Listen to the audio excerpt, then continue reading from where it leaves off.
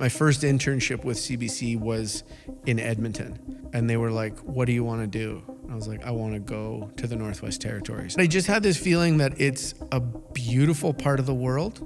It's a majority, Indigenous part of the world. And so that for me, as a non-Indigenous person, it would be like intercultural.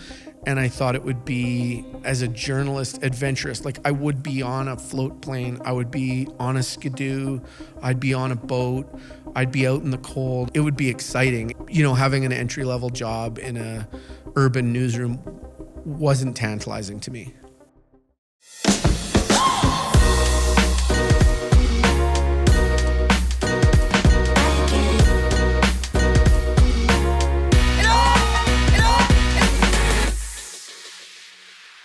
Welcome to the Calgary Sessions. This is an interesting one today. This is a live session at the Grand Theatre in downtown Calgary. Sitting in a live environment, it's a different vibe for me, so this is going to be an interesting experience sitting at Pod Summit 2024 YYC. So this is going to be a way different vibe. Usually the setup is there's like candles, it's kind of dimly lit. I got this giant light in my face, so this will be an experience. Today's guest, this will be a cool one. I had the privilege to be on his show, the CBC Eyeopener, a few months ago, celebrating my 100th episode. Him and I have hung out a few times drinking beers, which we're both pretty good at. So this will be a cool one. And I said off camera here, I was like, it's kind of flipping the script on you to kind of not pull the conversation along. So please name and who you are. Okay, my name's Loren McGinnis, and I'm a CBC morning radio host here in Calgary, host the Calgary Eyeopener, and just pumped when your music fired because the Calgary Sessions has meant a lot to me. Our friendship has meant something to me too, but living in town, not even 2 years yet, the Calgary Sessions were recommended to me and have been part of my kind of like onboarding and falling in love with Calgary. So super stoked to be here. Yeah, it's cool. It's when Bohei did the introduction for you and I, he kind of knew what he was up to, so it worked out well. And to actually get you on the show now in this environment, to actually, not a lot of people could sit here and do the live thing seamlessly. So I had to be very thoughtful of who I brought into this environment. I'm super pleased. Like when you say the boots on the other foot, like I didn't prepare for this, and I just feel I'm grateful. Like wind me up. Ask me whatever you want, and that's great. I don't have to think about it. It's great. Well, it's you've kind of listened to a few of these, so lots. And it's I do no research. I know I know that you work. I love that. I respect that so much. It's off the cuff, which will be fun. So walk this thing back. I'd love to just take it all the way back to where you grew up, how you grew up, how your parents inspired you, or just that kind of atmosphere, and we'll kind of wind our way to where you are today. And I think I thought about a couple of things I want to pull out of you just based on the audience that's in the room. So yeah, walk it back. Sure. Well, I was born and raised in BC, early years on the Sunshine Coast. And my very origin story is that my parents, they were living in Roberts Creek, which is a ferry ride away from Vancouver. And they'd done all their, prenatal doctor at the little hospital there and all that stuff. And then they went into Vancouver for a night of a concert. They went to a Stefan Grappelli, this old jazz violin player from France. And I showed up a little early. So it was like a kind of a wild entry into the world, I think, from my parents' perspective. But yeah, it was like actually a rural upbringing in the early years. And then we moved to Vancouver when I was early years of school. Yeah. And I found my way around the city and I was pretty involved in sports as a kid, which was a big part of it. I think I was very gregarious as a kid. I actually have a memory of being probably 4 or 5 years old and riding that ferry boat between the Sunshine Coast and Vancouver. And there's I don't know if there's 500 people on the ferry boat, and I was just walking from person to person, introducing myself and chatting. Yeah. So that was sort of part of who I am, and I think also then your family, the people that love you, recognize those things in you, and so that was always people talked about me and to me as a kid that was out there and talking and thinking. Did you have siblings? I have a younger brother. Yeah. Okay. Who's different. He's the smart one for sure, and quieter for sure, and so I think too, you start to figure out who you are relative to the people around you. So he and I were like compared, contrasted, not in ways that we suffered at the hands of, but anyway, it was like I was like the outgoing one who was a brick in school, and he was the quieter one who was a great student. But anyway, yeah, so that like things, I don't know, come together kind of around sports. And I actually I played hockey, I played baseball, I played rugby. I ended up going to high school in Saskatchewan in Wilcox. I went to Notre Dame. So boarding school, hockey oriented. That was probably the point where I was like at my best, but also realizing, okay, like not that good. Hockey, yeah. I'm going there with guys like Vince LeCavier and Brad Richards and lots of other amazing players. But anyway, that was another place where I think it meant something to me because of the kind of values of the place and the idea of being like hardworking and a kind of philosopher, sportsman. There were these like male role models there that were really positive for me. But it was also a place where it's a shithole. It's a shithole. That's not what I was going to say. But just amazing relationships. Like I still, actually, my arrival in Calgary, a huge part of that is a friend of mine, Jesse Hindle, who's originally from Indian Head, Saskatchewan. We became friends as teenagers in Wilcox, and he's an architect here in town. Super interesting guy, and has a way of seeing the city because of his work and because of his love of the place that has really had an impact on me. So, those relationships are important. Out of high school, I've like traveled and done all. I lived in Germany for a little bit. I've lived in Honduras, but I went to university in Sackville, New Brunswick, at a little teeny weeny liberal arts school called Mount Allison University. Did you like when you're coming up playing sport, you kind of got your presence. I'm sure you're a mouthpiece kind of wherever, dressing room, wherever. Like those two beside each other in sport, did it put you in some spots, or did it kind of? It's funny. It's like when I think about my contribution to teams I was on, very little of that was on the ice or the diamond or the rugby pitch or whatever. Yeah, it's like, sports were an outlet, really fun, but I think it was really, I almost think exclusively as those sports, about those sports experiences as social experiences for me. And so, just friendships in the dressing room, friendships on the ice, on the bus, whatever it is. Yeah. Did your parents, were they like mindful or thoughtful of like putting you into sport, or was it just kind of choose your own adventure and just kind of see if you're interested in something? Yeah, it's a good question. I have a really good friend who's one of 4 brothers, and they're all like incredibly successful, and their dad put a lot of pressure on them. And I remember like asking my dad, like, why don't you put pressure on me? And he was just like, I just don't believe in that. Like, go do your thing. So it's not like there was no discipline, like if I made a big mistake, I would hear about it from my family. But no, it was really choose your own adventure for sure. Like my brother was interested in different things. If I'd been interested in different things, I would have just followed those paths, I guess. Yeah. I went to Wilcox for 2 summers for hockey school. Shithole, you say? Yeah. And that place was it was super intimidating at a young age, just because there were so many like high-end athletes there. So as a youngster, you think you're half decent, and then you get thrown into a bigger pond, and you kind of quickly figure out where you kind of fall in the hierarchy of things. Yeah, no, I figured that out really quickly. And also, I didn't actually go there thinking like this is the next step on my way to the NHL. It was like, I love hockey, I want to have an adventure. I'm spinning my wheels in school in Vancouver. Like, why not?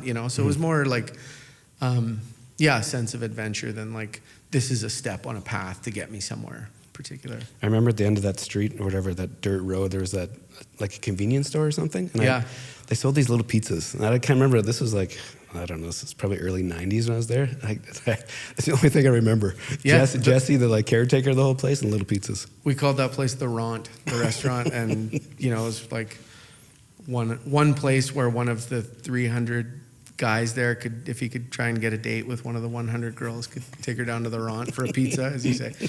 Yeah, anyway, that was formative. And then, small university, same thing. Like, I just like those kind of, those small environments. And there's a thread in here for me around like, the difference between living in a big place and a small place. And now here I am in Calgary, a big place. But a huge part of my life has been living in and loving small places. Coming out of high school, did you have, like, you kind of alluded to it, like not a great student? Wasn't a killer. I mean, but I wasn't falling apart by the time I got out of high school. I was starting to shape up, thinking like I wanted to go to university just for the joy of it, the fun of it. But with a plan, or is it just a kind of as the next step? No, I didn't have a plan, and I actually didn't go to university for a couple of years after high school. I always thought I would, so it wasn't like I was, But I played a bit of hockey after high school. I went back to Notre Dame and worked there for a little bit in Wilcox as like the assistant athletic director, like planning the track meet and a few things like that. But and I traveled. I lived in Germany for most of a year. Doing what? I played a bit of hockey there. I actually played like a little bit of junior kind of thing in a little association there. And then that, when that wore out, I just wandered around. Like it was like a gap year kind of thing. And I traveled and I went to Ireland, which was really meaningful for me. My family heritage is from there. We don't have aunties and uncles in Ireland, but I went to the homeland, which was really fun. And we just went back there this summer for the first time. So that wandering for a year. Yeah. Was it? I kind of wandered for 2 years. 2 years. Yeah. Were you comfortable with it? Like being, and the reason I'm asking is because like, sometimes when you're looking at your peers, accomplishing certain things, going to school or, progressing, whatever the traditional path looks like, and you're not. Were you okay with it? Just like I was really okay at the beginning for sure, and then it was like it wore a bit thin, and that was a time where I remember my dad saying to me like, 18 months into my listless wandering, snowboarding and having fun, but he was like, hey, I remember when you graduated from high school, like your head was high, you kind of were looking out at the world as a place like for you to go pursue your dreams and chase opportunities. And what's going on with that plan now? And I was like, oh yeah, okay. Anyway, so I mean, it was good until it wasn't, and then I kind of snapped into shape. And I was saving money though. Like there was purpose to it as well, like getting money together to go to school. And so what was your pull back to school? Did you know what you wanted to do after the wander? Well, I knew I wanted to go to a small school. Because I'd gone to Notre Dame, it started to give me this idea of seeing parts of Canada by way of like more than a holiday. Like I could go somewhere and live there for a year, for 4 years, whatever it might be, for school or this or that. So I knew I wanted to go experience the east coast of Canada, the Maritimes. And I was really interested in going to a small school. So there's a handful of them out there that I kind of applied to all of them. And went to this little school in Sackville, New Brunswick. I also applied to McGill, and I hadn't thought about this in about 25 years until the other day. And I was like, how different would my life have been? Like, how different would my life be now if I'd gone and lived in Montreal for 4 or 5 years instead of small town New Brunswick? But what'd you take there? Because I'm like, what do you take then? I have a philosophy degree. Yeah, but I didn't go there like with that passion. It was just sort of like go find my way, see what I'm interested in, and I enjoyed that. And it's part of who I am now, and I value it. But it also like university for me, and sometimes I feel guilty about this. It wasn't like a super focused academic experience. It was like a time in my life where I was, falling in love and getting my heart broken and partying with friends and going on road trips and also learning something out of the books and kind of finding some focus intellectually. But it was still a time of like, kind of suspended adolescence, honestly. Yeah. It's interesting, the philosophy thing. People ask me like, they were asking like, well, who is Loren? Like, why is he on this? And I caught myself saying it a few times. Like, he's a very thoughtful, like, well-written dude. And like, he can really, and I'm referencing like your Instagram posts. When you say something, it's like very deliberate. And I'm always like, Jody and I are like, wow, this is a thing. So now click, it kind of makes sense of where it actually comes from. The telling stories or writing stories, and weirdly social media, I mean, it's a complicated space. It's good for certain things, it's bad for other things. But for me, it's like, it's such a satisfying place to write. That's what I love about it, honestly. And I love seeing other people's thoughts, adventures, lives, whatever. But as for output, it's kind of like my writing gym, and it doesn't feel like a burden to do it. It just feels really joyful. And it's where, like, it's my scrapbook, you know, like a memory pops up of how I remembered somebody who passed away or something that I went through with my kids or my family. And it's like, it means a lot to me. Yeah, they're when you go there, they're wildly different. You know, like when you're kind of cruising around, I'm like, oh, he's going to say something because you like expand it and there's some thoughts there. Yeah, and you know, like, doesn't matter to me. Yeah, like I'm grateful that you read it, and I know that they reach people, especially if it's about a common experience or common friend or whatever. But it just means something to me is the primary motivation. Coming out of university, did you have an idea of where the path was going, or did you kind of graduate and you got a lost feeling? Yeah, there's two ways to look. Not a lost feeling, but there's two ways to look at it. Like I think if you'd asked me when I was 10, what do you want to be when you grow up? I would have said maybe a teacher, maybe a firefighter, maybe a journalist. I don't even know if I would have known what that was, but I just remember like the kind of like newsman with a hat on, press pass, and the, you know. So it was always kind of in there, but I definitely did not have a career focus when I got out of university. I was like, I felt kind of capable and ready to just go out and pound the pavement and start to have experiences professionally that would lead to, you know, I don't know, am I going to go to law school? Am I going to do one thing or another? But in that, I actually had a really formative experience. After university, I moved from Sackville, New Brunswick to St. John, New Brunswick. You know, I was with a girl at the time, and she had a really good job in St. John, so we went there. And I ended up just getting like an opportunity to do a little bit of writing for a weekly arts and entertainment paper. And what was formative about that, I mean, one is like my writing.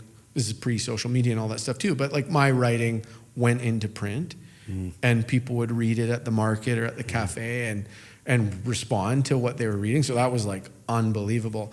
And then also the group of people, it was media entrepreneurs that were young, older than me at that time, but they were young and they really gave a hoot about their community and they were really nurturing for like I didn't have a ton of talent or anything like that to bring to it. I just was really into it. So that was awesome. And what kind of stories were you writing about? Yeah, so, I mean, community arts and entertainment reporting. So my first gig was they were like, you have to write the movie reviews. So not even the movie reviews, like the movie listings. So, you know, you'd be like, well, there's this horror movie playing at the Capitol Cinema. Like, if you want to watch kids, I remember I wrote this line, I'm proud of it. Like, you want to watch some teenagers get turned into chili, it's at like 7 and 9 on, whatever.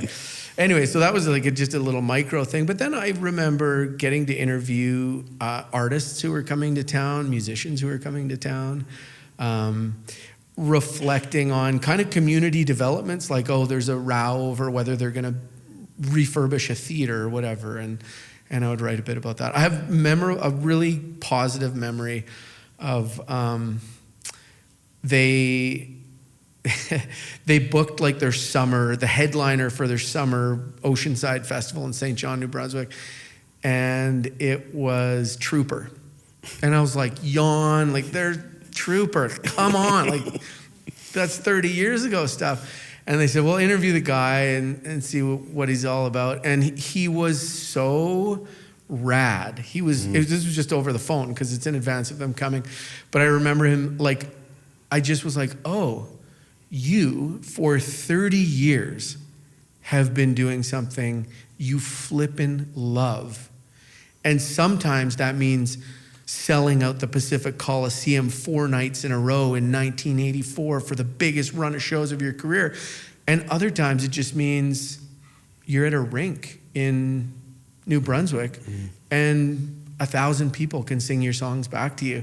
And then he also shared with me how much he's still like active in his relationship with music. Like he knows what's out there, and he was, anyway, so that was really cool. Did you prep for those? Like when you're kind of like, you laugh him off. You're like, it's an old school dude. But did you actually?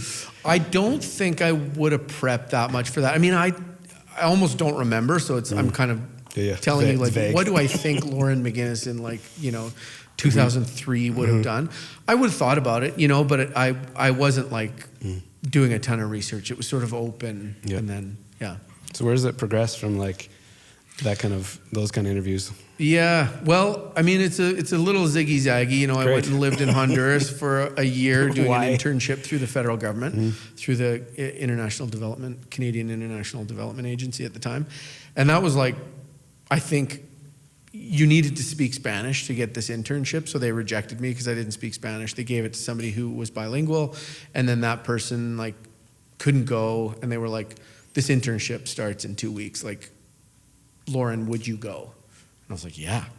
So that's fun and exciting, but it really does limit what you can do when you don't speak the language, and that's, if you're thinking about sort of like community development, international development, like firing a kid out who doesn't speak the language. But for me, and I tried to approach that with humility and be helpful in small ways while I was living there. But for me, that was a really joyful experience. And that was a time where I would walk through these little villages I lived in, this village I lived in, I'd walk through the neighborhood, and I would hear like radio all the time. And that something happened there where I was like, and at one point I was offered a job. I spent a year there. My Spanish got functional for sure, and I was offered a 2-year job there. And I got kind of like sick as I was like physically, like I had an illness while I was considering that. And I was like, you know what? I'm not quite doing what I should be doing. Like the 2 years would have been the snooze button on the alarm clock of life was how I was thinking about it. And so I went over to like the little internet place and applied to journalism schools. No way. Yeah. And I ended up going to a broadcast school at BCIT in Burnaby or in Vancouver.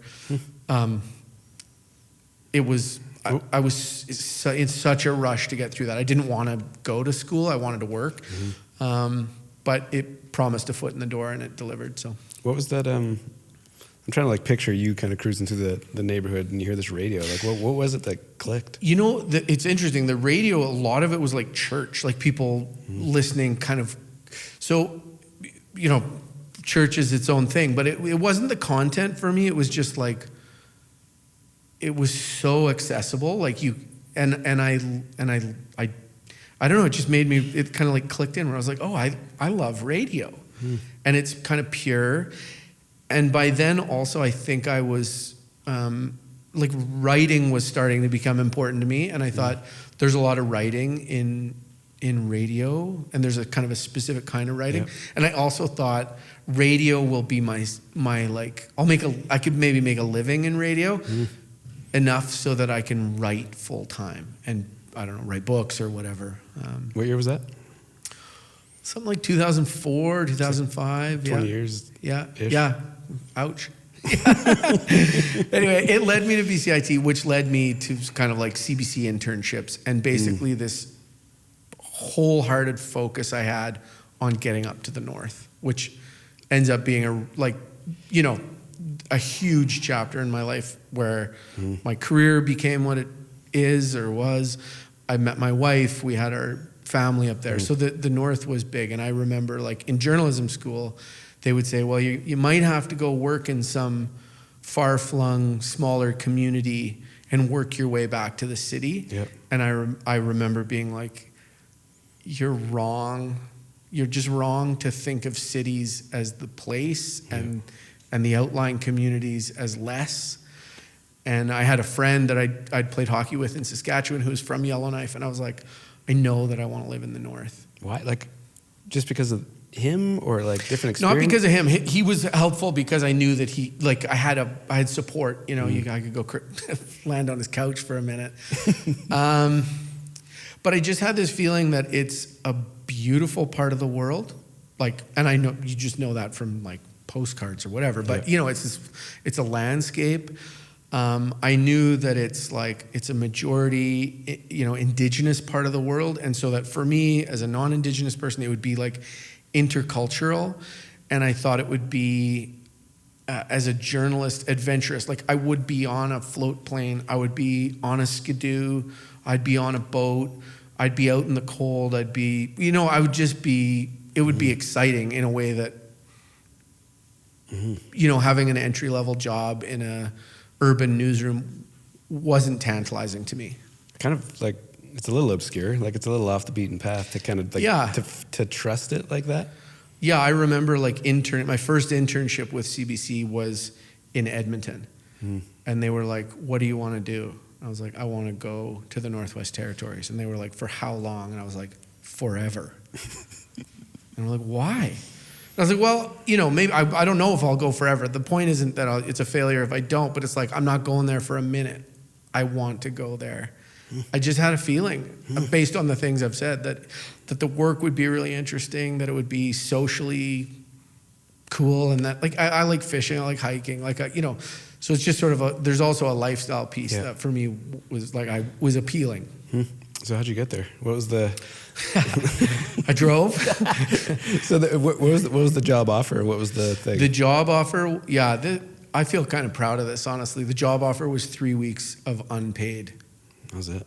Volunteer employment, or, an internship at CBC North. 3 weeks. But in a way that, it is a small bureau. It's actually kind of a big bureau given where it is. But, it's a different part of the company. And I thought, like, I was only really halfway through journalism school, but if I got a job or if I was working in the industry, I could kind of piece out early and still get the accreditation.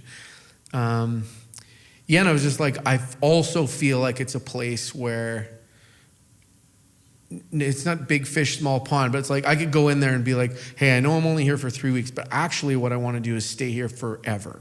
So I took everything. Like I moved there, and it worked out, after less than 3 weeks, they were like, so-and-so's sick, can you produce the afternoon radio show? Yes. And then, one thing led to another, and I was...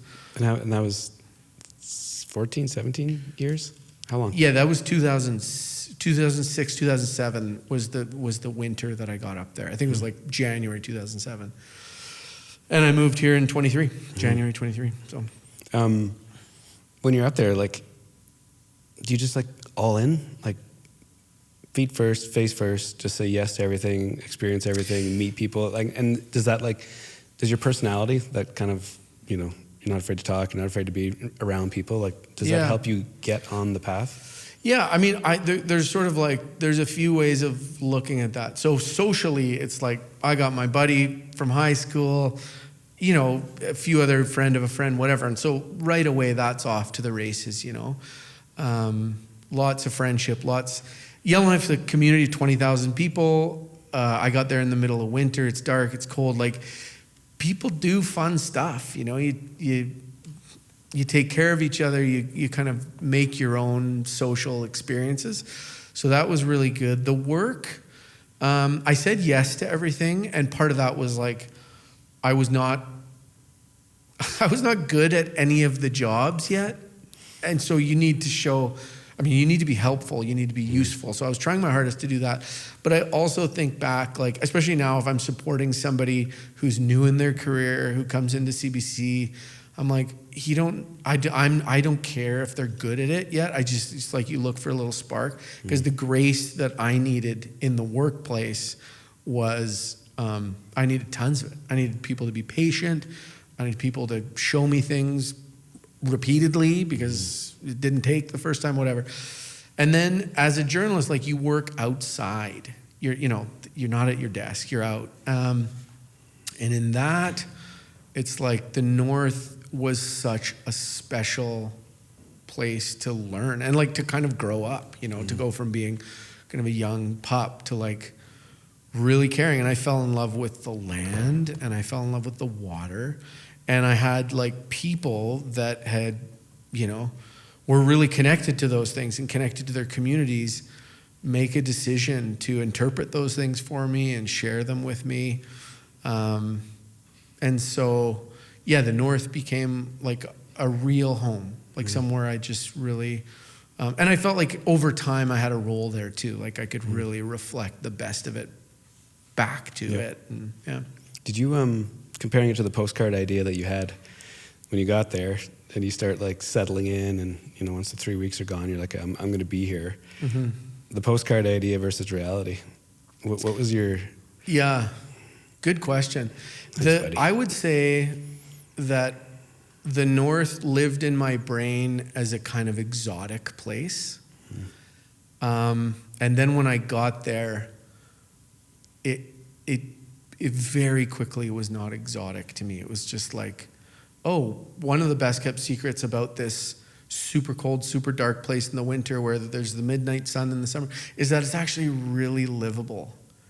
And that like there's just a very satisfying kind of nice pace of life. And then in terms of the opportunities for relationships and for meaningful work, I was like, it's here. It's like on a platter is the wrong way to put it because that makes it seem kind of cheap. But it's just like there's just so much meaning and richness like offered to you if you're interested in it.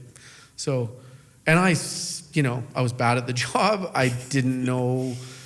I was in kind of unfamiliar cultural waters for sure, and I made mistakes, especially in the work. But it was, that's what was different than the postcard. Like I did go for adventure, and I did kind of get adventure, but it ended up just being like adventures in meaning, not whatever else I might have thought. When you're up there, you and I talked about this at one time. We were out somewhere, but the comedy thing.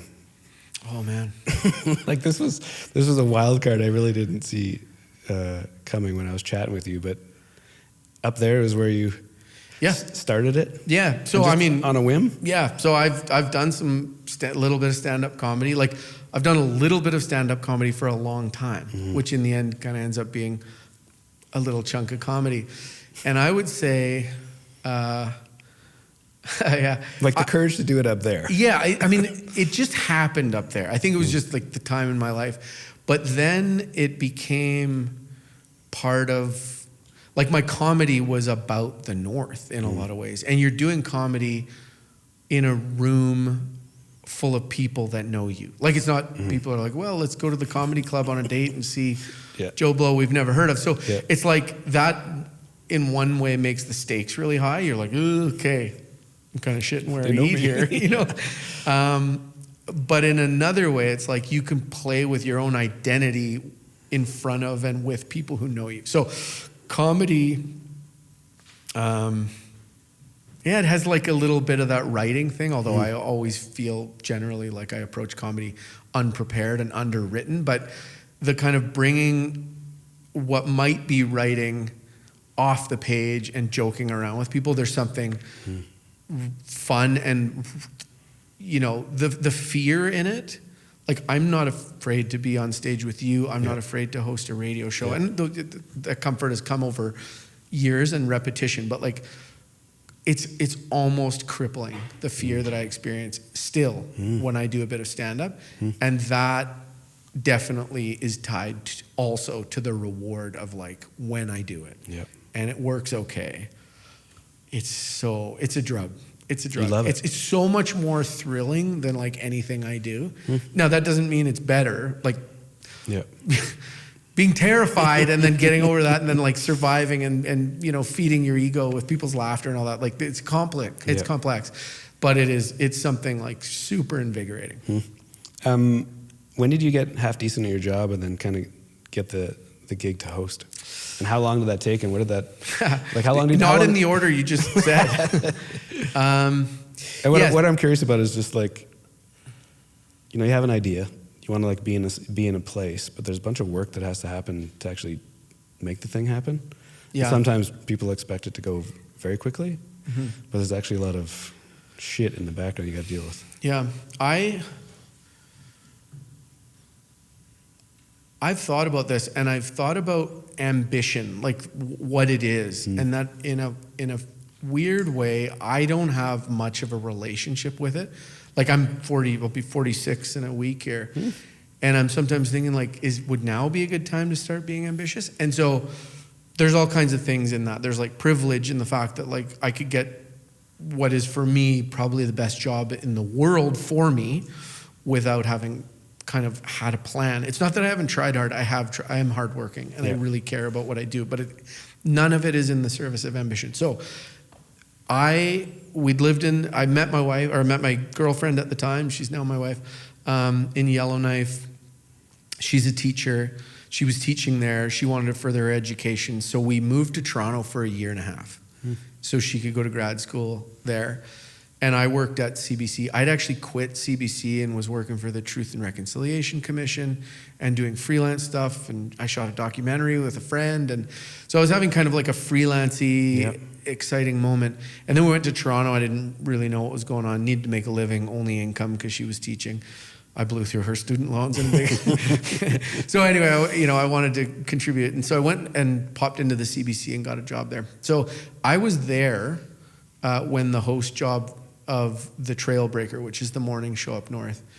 And I remember saying to a friend, the guy that I'd gone to Notre Dame with, who is from Yellowknife originally, like, wow, I wonder who will get that job. And he was like, are you crazy? Like you're a broadcaster, you love comedy, you're a community guy. Like, how are you not seeing yourself? And that was like, that's a big conversation, because that really the light went on when he said that to me. And then over time, I applied for that job.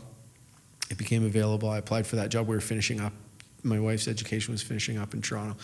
And I remember when there's a connection actually to the people that hired me in this room right now. So this one's for you, Brad. But I remember one of the people that was doing the hiring came down to Toronto from Yellowknife for some other thing, and we had a cup of coffee. And at the end, I turned to him and said, I just want you to know, like, look me in my, he's way up the totem pole for me, or whatever, the pecking order. And I said, look me in my eyes. I just want you to know, and you make the best choice that you have to make. I want that fucking job. And he was like, okay. And I had probably never seen something as clearly as like, oh, it is the right time in my career. It is a great job, and I'd be good at it. But I was not yet good at it. And so they hired me, and I was flipping terrible. Like, really so bad. But I had a spark. How did you not see it, but yet you get in the interview and you're like, I want this fucking job? Like, what is that?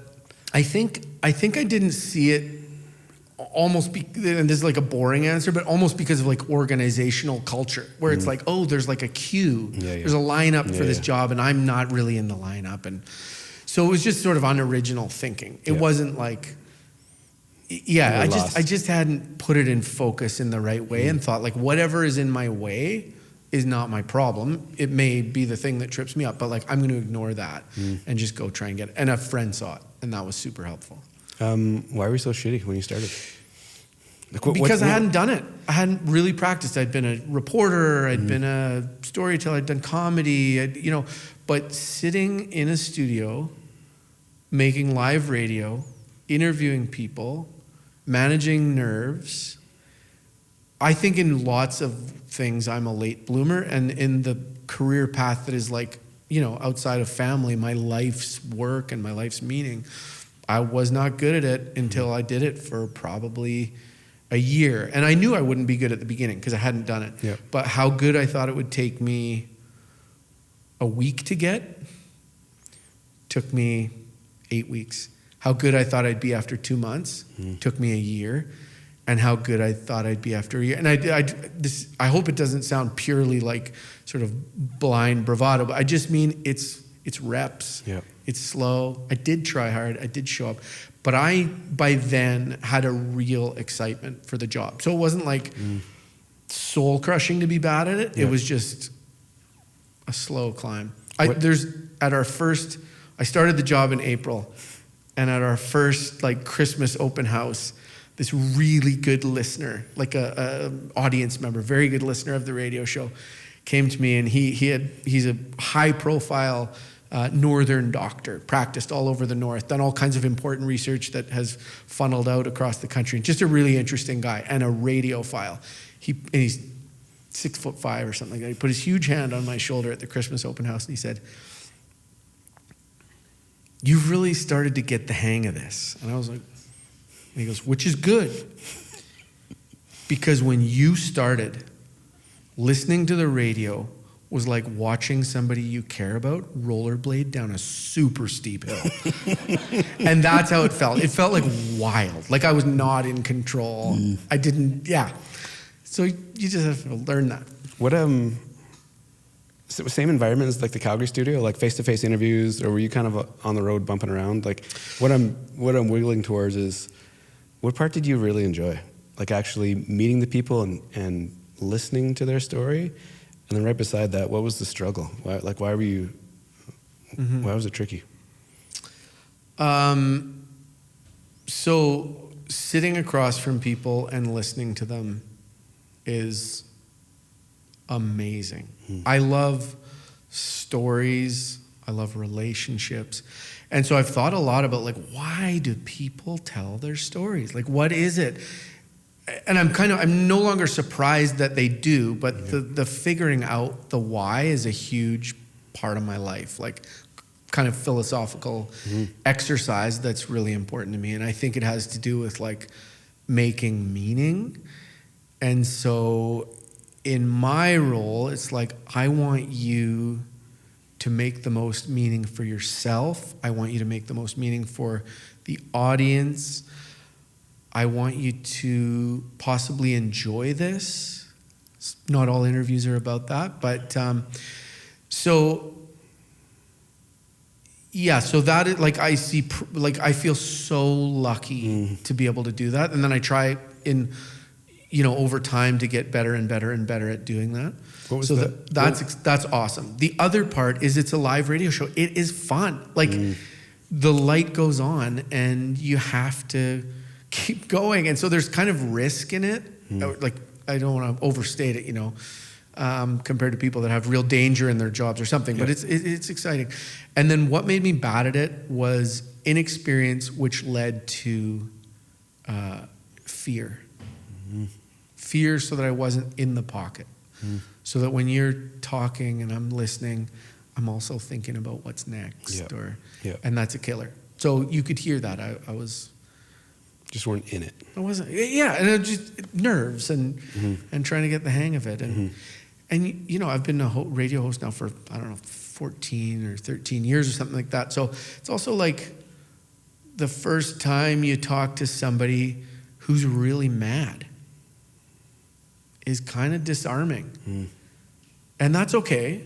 And like a radio studio is a place where big feelings are welcome.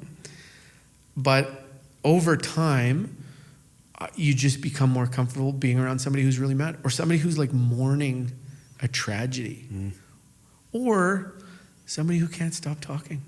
So you just start to have tools that make it all feel more peaceful. I've been asked a couple times like around the idea of like the art of listening, especially in this podcast environment, like these kind of face-to-face interviews. And people just ask like, how do you either facilitate a good conversation or what's your thing? Like, how do you do it? And the thing that creeps up often is just like listening. Like in this environment, I don't like to say anything. I just rather like the guests kind of do their thing. When did you figure it out? And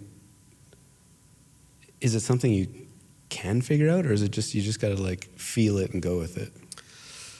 Yeah, I don't know. Good. I think about this all the time, and I get to talk about it quite a bit. So the listening thing, I also worked for the Truth and Reconciliation Commission. And what I did is I was a statement gatherer. So sometimes there would be an auditorium full of people, many former residential school students, residential school survivors, and there would be like these high profile commissioners that would take their story, record them. There was cultural supports, reaction. Like it was like a big kind of energetic, sometimes sad, sometimes it's just intense. And if people didn't want to share in that environment, they could go to a little auxiliary room and sit alone with me and a video camera or an audio recorder and a supporter for them and share their residential school experience. And that was in a lot of ways like a very acute learning about listening. And a lot of the worst stuff in that school system was perpetrated by men, by white men, So I'm like, have an awareness of who I am and who I am in that room.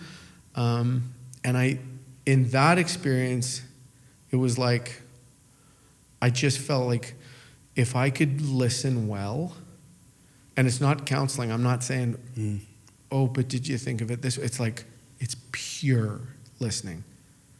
I just felt like it was so helpful. It was like a service. It's always interesting hearing like how, because some people don't think about it, right? Like that. People say to me like, oh, you get paid to talk. And I'm like, that's part of it. I mean, I do. I can't not talk, or the radio show would sound really weird. But it's like, I actually think I get paid to listen. Yeah. And we do other things too. We do journalism where it's like I'm locking horns with the minister or whatever, you know. So it's not, not everything is about like these sort of like sensitive interpretations of community relationships. Some of it is journalism, and I'm a proxy for the public. But yeah, on the listening front, it's like, it's such, and I feel so flippin' lucky to be the one that's in the chair getting to do that. Do you ever get like tired if you're doing either back-to-back stories or kind of like an in-depth story, like just sitting there digesting these stories? Do you ever catch like at the end of the day, you might be wired, I'm speaking about myself right now. I'm like, I get exhausted after a couple of these. You might have more energy and like, but how does it flow after you kind of are in those spots? So the most specific example, so the radio show, at the end of the radio show, there's an adrenaline to the radio show. So I feel good and then I crash, and there's a valley after that. But around listening specifically, the statement gathering for the Truth and Reconciliation Commission, what would happen to me is I would facilitate 2 or 3 or 4 people, one at a time. Maybe it would take 20 minutes, maybe it would take an hour and a half to share their story, and get it recorded, because they were motivated. They had made this decision to put their story and their experience on the historical record so that this wouldn't happen again. And so that their grandkids could hear it down the road if they so desired. So pretty profound. It's so generous that somebody would be like, I want to share this so that it is in the service of a better world, whatever. So, but listening to tough stuff, really tough stuff. And after sometimes 2 hours, sometimes 3 hours, my brain would start to play a trick on me, or it would start to do this thing almost involuntarily where I would guess where the story was going. And that is not listening. Yeah. And when that would happen, I wouldn't interrupt and say, I'm out of here. But when that one would end, I would tap out and I would say, I need to kind of empty my cup. And it's like such a pure sign that it's full. You're full. I'm at capacity. I can't do this properly until I'm, recharge the battery, empty the cup, whatever. The chase around finding stories, how do you decide? So for me, I've chosen to share the stories of artists, entrepreneurs, and athletes because they kind of all connect to who I am. When you're out there, you're up north, new kind of hood. It's probably endless amount of stories. How do you kind of pick the stories you want to go after? Is it connection points, or is it how does it work? I mean, I'm in a team environment. I pitch stories, and I still do that to this day for sure. That's a big part of what I do. But I do all of that in a team environment with leadership. And I've been a leader in different ways, and I'm a leader now in a way, but I'm not the leader by any means. And I'm accountable to people for sure up the chain.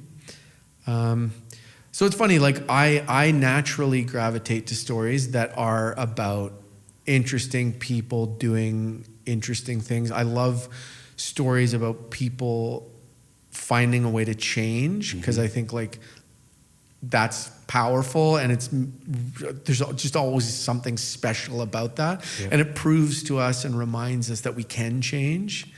And then I like humor, I like comedy, and I like talking to elders or old people. Like there's just some of those things. But then I have to plug that into, in the context of the Calgary Eyeopener or the Trailbreaker up north, like, well, the show has to have news. The show has to have accountability for politicians. The show also should be funny every now and then and should be charming. So it takes really that part of it, because it's not like what you do where it's like, there's no boss. One-on-one. Well, there's no boss, but also you're one-on-one. Yeah. You're trying to get the best version of that one person's experience and gifts and share it with your audience.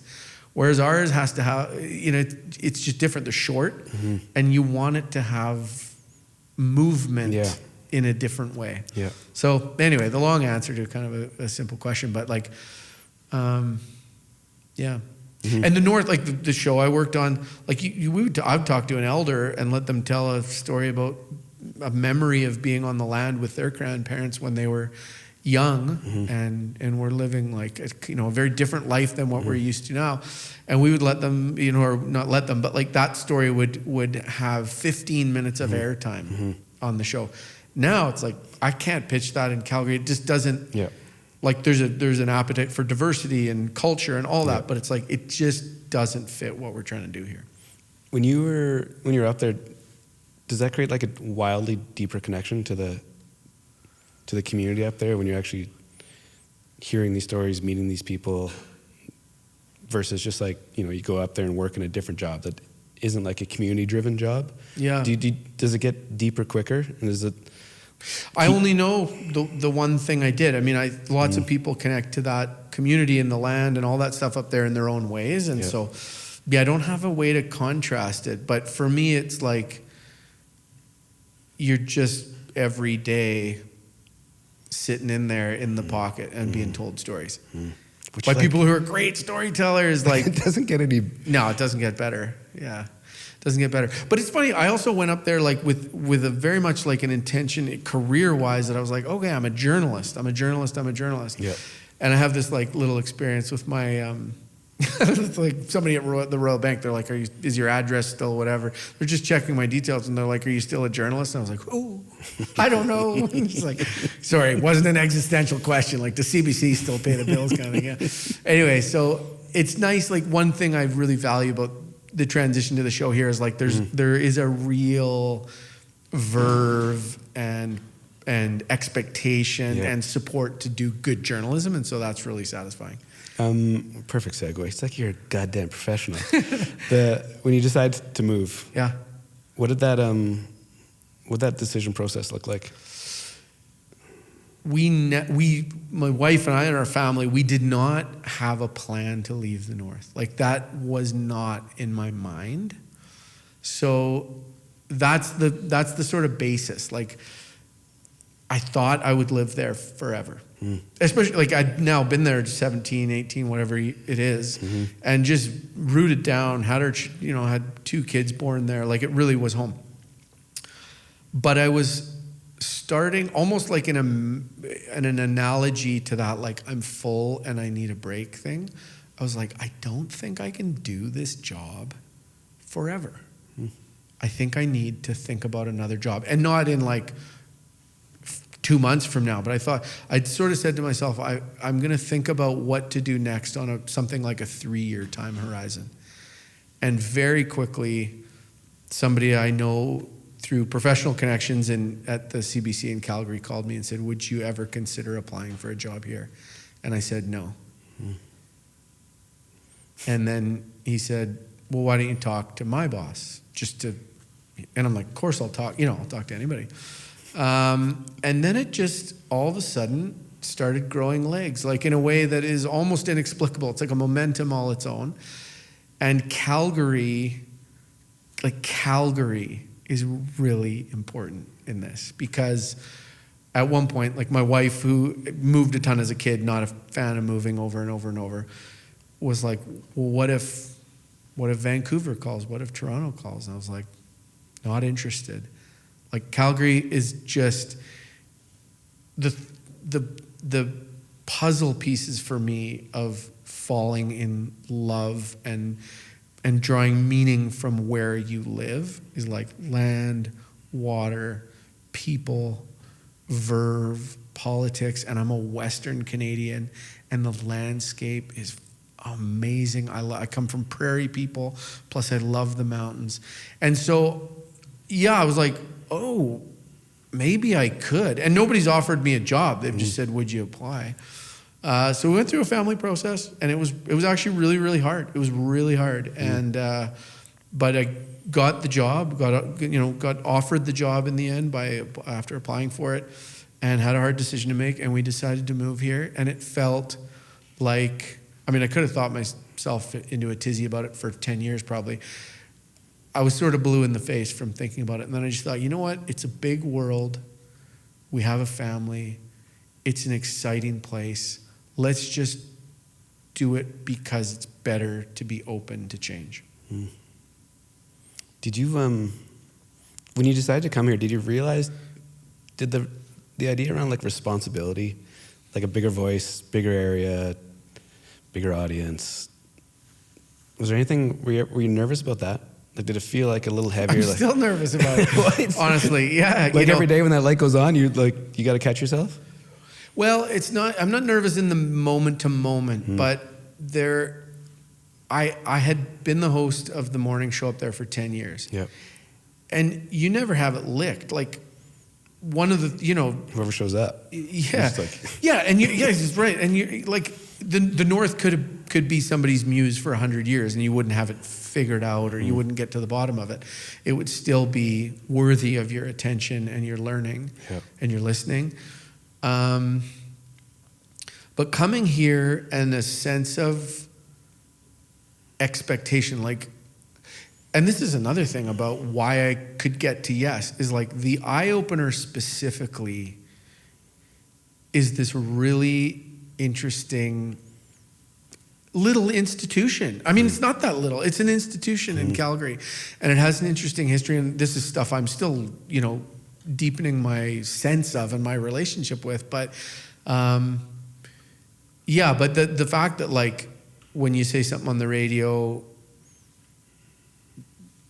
a lot of people hear it, and it matters in this community, and then they react to it. That comes with pressure for sure.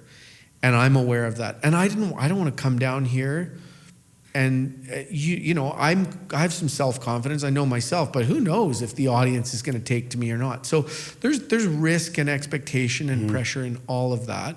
I wouldn't have done it if I didn't think it could be a success. Yep. And then the flip side of that is, like, I only ever want to work on shows or projects or in spaces that really matter to people. So, like, the pressure is one side of it, but the connectivity and the people that care and the people that would come up to me downtown or at the Flames game or at the farmer's market and say, welcome to Calgary. Like, whoa, it is the juice. It's so special. And for that to be happening on the scale it's happening here, and to be like, in Calgary for 3 weeks, and all of a sudden you're sitting across the table from the mayor or the minister or whatever, or it's a really special way to connect to a city and go from, living in Yellowknife to being, like, really in the care of and caring about Calgary, like, bang, overnight. Yeah, like open, like lots of arms around you. Like it's because when we first met up, you were fairly new in town. Super new. Yeah. And I found it fascinating just because you were going to be introduced and in front of, like, the who's who of the city. Yeah. Every morning. Right. And I asked them that when they hired me. I said, like, are you open to hiring somebody who's not from Calgary? And they said, we're open to hiring you, like, who you are. And Calgary is a place of, people that have been here for millennia and families that have been around here for millennia, generations, and this and that. It's also a place of people that have been here for 18 months or for 2 weeks. And I certainly feel no kind of, like, shame in that. I'm like, I'm not here to front that I've been here longer, nor am I here to sort of bumble around and be a babe in the woods. It's my responsibility to figure it out and to contribute. But it's like, Calgary's a place with lots of new people, and I'm one of them. You do something for a while, you get pretty good at it. You're working up north, you're hosting a show, you probably got it locked down fairly tight. Yeah.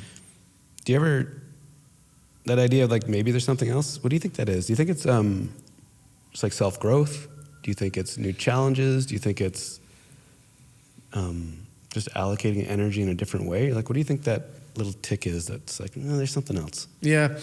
For me, it's a couple of the things that are kind of just nutshell little sayings that came to mind when I was deciding is like, it's a big world was one. And it's not like we're moving to South Sudan, you know. One of my Yellowknife friends said, it's just a longer drive to come visit. Anyway, so, you know, it's also, it feels nice to still be connected to that. And I think Alberta and the Northwest Territories, like we're pals, we're neighbors, we're cousins. So it's a big world, but also you get one life. And for me, maybe this is an expression of some version of ambition, but I was like, I just want to try and grow. And it's not like I couldn't grow in that job, but I had done it for 10 years and I had grown and the growth was definitely, I felt really comfortable in the job. Yep.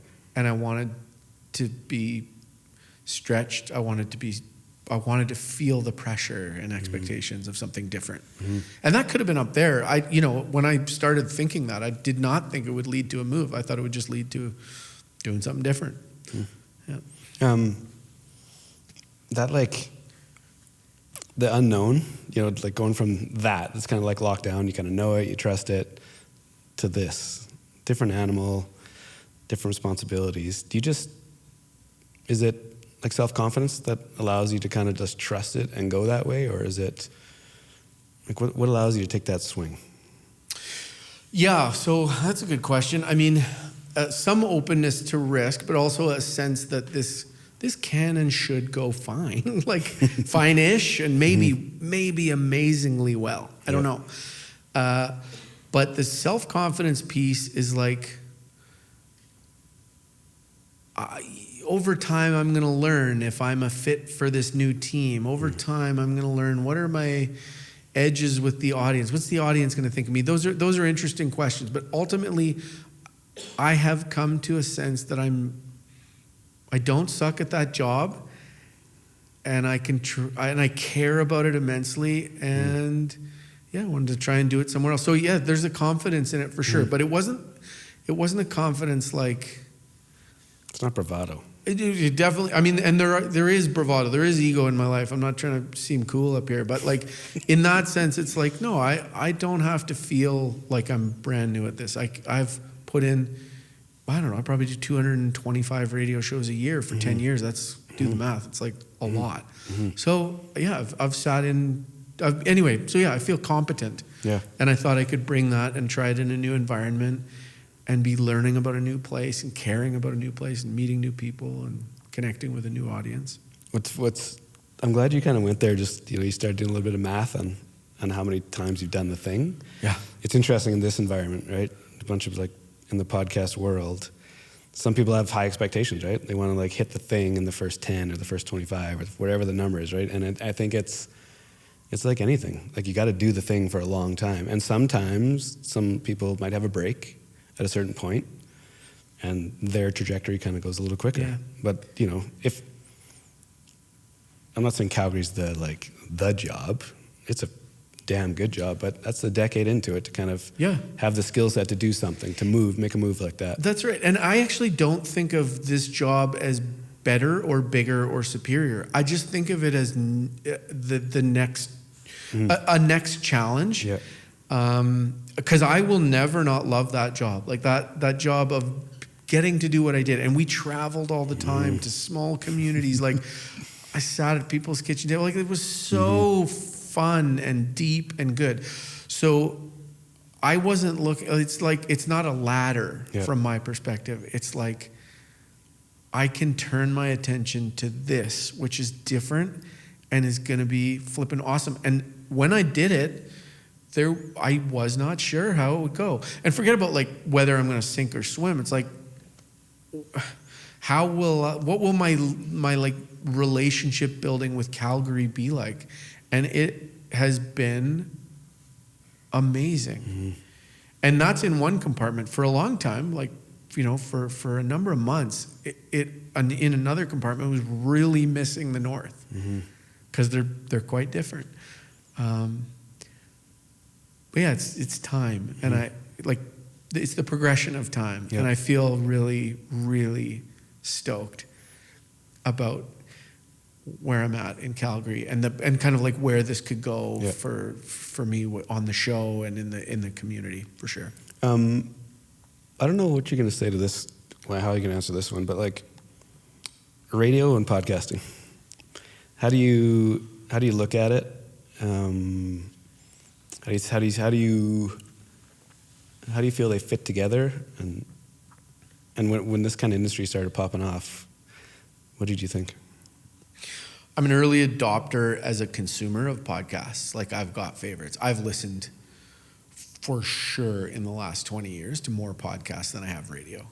I still listen to radio every day, and I love radio. And they are like, they're so close. They're so close. And so, for example, one of the things, and you may hear this from CBC people that are knocking around, but I think and others too that are podcast creators, but like one of the kind of comforts as somebody who works in radio is that like technology is changing. We get our information in different ways. There's all this stuff, but the idea of like consuming media and stories through your ears is as like vital and well-loved and valued as ever. And I think like radio is an older medium and still has the juice, but like podcasts now, it's like, podcasts are part of my life now as a consumer. We also make our show into a podcast every day. I think we could, that will grow, that we will be more creative, we'll be more deliberate about that over time. So I see them as very close. The one thing I wanted to say is like, I make a live radio show. So, this is going to go up on your feed and in your, on the platforms that you use to distribute this. I don't know, tonight, tomorrow, whenever. And then it's going to be there forever. Yeah. So it doesn't do any good if I say like, it's cold in here. Oh man, I'm glad the rain ended because it allowed me to get on a scooter and drive through this like crisp, cold Calgary afternoon. But if I say that stuff on the radio show, I'll go, look out the window. The moon is unbelievable. It's like, so sometimes I love podcasts, but sometimes I think of the radio show as like, in this kind of playful way, as like an anti-podcast. It's like, we are mega live. Like, we are right now, not later. We're just right now. And then it goes by and we do it again tomorrow. Yeah. It's when I walked on your set, it's an intimidating thing. Like recording a podcast in a closed set is pretty straightforward, right? Once you get your flow and figure it out. I mean, it is for you. I'm deep into it, right? I've done enough where all of a sudden the nerves are still there, but they're at a lesser level. But to walk into a live environment, and, they shut the door and they're like, don't talk until you he's looking at you. You're like, okay, well, the mic's right here. Yeah. No, there is a vitality to liveness that like, you can't edit it. Like it is happening. If somebody wanted to call somebody else a name on the radio, like anyway, that's a weird example because that's kind of negative, but like there is a real energy to like what we're doing right now is being heard right now, and it's spontaneous. Yeah. Thanks for doing this. I am so grateful and happy to get to do this with you. And I said it at the beginning, but like, I love your podcast, and it has been really a significant part of my, especially early days, like finding my feet. Now it's rich and I like it, and because I'm interested in the people, and you're a good listener and you ask very like intuitive questions. I love where your mind goes. Like sometimes it surprises me in the best way, and other times it doesn't surprise me. Like, yes, he asked that question. Yes, that's what was on my mind. So anyway, I don't want to gush here too hard, but like, I love your podcast, and it is such a rad part of the city, what you do. It's so good. Thank you. I end the show with one question. When I say Calgary, where's your head go? Okay. I saw this one heard coming. The damn thing. But you know what? One of our friends here asked me that before we came up, and so it's like I could answer it a number of different ways. When we moved here, our moving truck crashed, and we lost kind of our material possessions. Yeah. And it added stress to something that's already super stressful. And it was like a real interesting kind of break in the chain and an experience. But it made moving here, like, I'm trying to sound kind of chill on the radio. I'm trying to research because, the issues that go back 7 years, I haven't been paying attention to municipal politics. It felt pretty white knuckle. And I remember, I think of my touch points with Calgary. It's like I'm in a relationship with Calgary. That's what I think about. Yeah. And for a period of time, the relationship was really, I was never disappointed. I was never let down, but it was just like, it was hard. It was a really hard relationship. And if you use, metaphors like, I'd been in love and in the arms of the North, and then I came here and we're on a weird first date or whatever. But the relationship has just never stopped deepening. Mm-hmm. And I think my role, my professional life on the Eyeopener is a huge part of that. But we went away this summer to Ireland. And I mean, like, the Tierra in Ireland, I feel like it's in my blood. It's so special. I feel connected to the land and the place and the history. But when we got back to Calgary, I was like, oh my gosh, I am home. Mm-hmm. Like, I'm home. And, Calgary's our home. It's where our kids go to school. But I was walking down these sun-drenched gravel alleys with my dog, and I was like, I'm home. Like, the land underfoot, I'm home. So now what? Like, in this relationship with Calgary, it's like, I feel centered. I care about the place. I care about the community. I want to make a big contribution over time. Mm-hmm. Love the people. Love all the possibility. Love the character. Love how quickly it's changing. But it's like, whatever. I am now in like a kind of stable, loving relationship with Calgary, and the where this goes is just sort of like infinitely exciting and jammed with potential. Amazing. Thanks for doing this. It's cool to sit across from a pro, and actually hear your story. Right. Usually your job is very pull the conversation, make sure the guest is comfortable, and let them do their thing. But this has been a cool experience to kind of hear your story for how new you are here, and yeah, it's been really cool. So thank you. No, wonderful, man. Thank you very much for the invitation. Appreciate it.